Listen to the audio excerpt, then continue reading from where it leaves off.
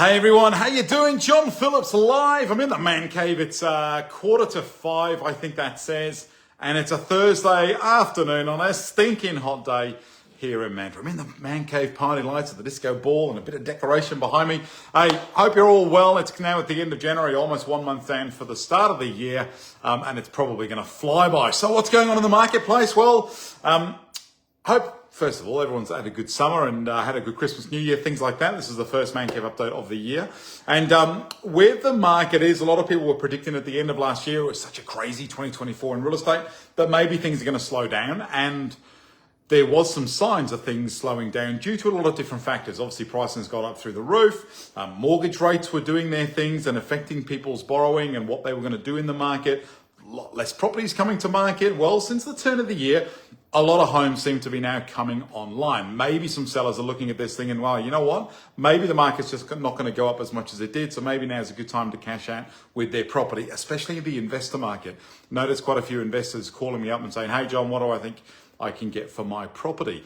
So more properties coming online. I'm definitely doing more appraisals. That will just mean more choice for buyers. But the buyer activity is still very, very strong.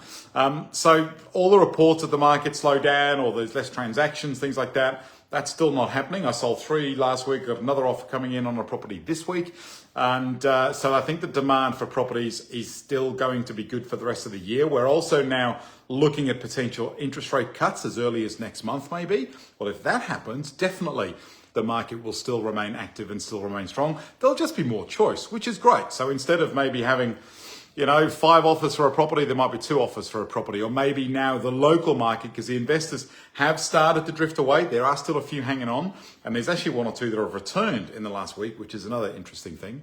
But the local market's got a good opportunity to secure a property now. But all that happens with the local market, I typically find, is that they take more time to make decisions on properties. So instead of like an investor, if the numbers make sense, bang, and they buy it, and the locals have just missed out because they've just thought about it for too long. Well, if the local market are going to get more opportunity, I think properties might stick on the market for maybe a few weeks here and there, instead of something selling before it goes to market, unless it's exceptionally good and good value for anyone, or whatever the property might be. But there might be some good opportunities with the local market going forward, which is great. Also, since the turn of the year, I've really noticed that the top end of the market is getting some strong buyer inquiry as well. And I reckon that the top end, so let's go $1 million plus, I'm getting more inquiry on $1 million plus properties than what I would be on less than $1 million. Let's face it, $1 million a lot of money to spend on a property. Those that can afford to do it, great. But it's a very high end of the market. I'm getting strong inquiry on $1 million plus properties. Reason for that could be anything. It could just be their turn, because the domino effect of the lower end of the market eventually will make people spend money at the higher price bracket.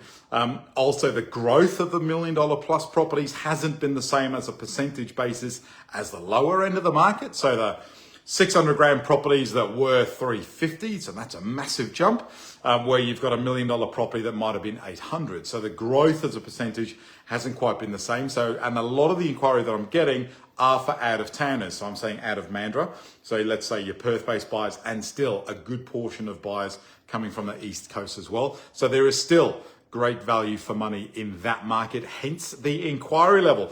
So coming forward in 2025, I do still think that it's going to remain a strong market. Now, whether it's as crazy and as active as 2024, time will tell, because every day of the week, something new seems to happen. But all I can tell you is what's happening with my phone and with my email inquiries. And sometimes it's bloody hard to keep up with everyone that's ringing me with inquiries on whatever properties it may be. But also now, I reckon for every 5 buyer phone calls, I'm getting 1 seller phone call in terms of saying, hey, John, I've got this. What do you reckon? Is now the time to do it? Is it later in the year, or whenever it might be? So more choice coming on the way for buyers. A fantastic home is about to hit the market with me in Secret Harbour. If anyone's looking for a big family home, 4x2, in a great location close to high schools, shops, more schools, golf course, beaches, things like that. I've got one coming up in Secret Harbour. I've got another one coming up in Meadow Springs. That one's about a month away, and that's a big 2-story home on the golf course, no less. So some amazing homes coming to market. And hey, whatever you're doing in 2025, please talk to me. I'm in the Mandra Marina with my little office. And please hit me up if I can help you in any certain way, shape, or form. There you go. There's your Mandra market update from the Man Cave end of January. See you soon. See you in February. Bye-bye.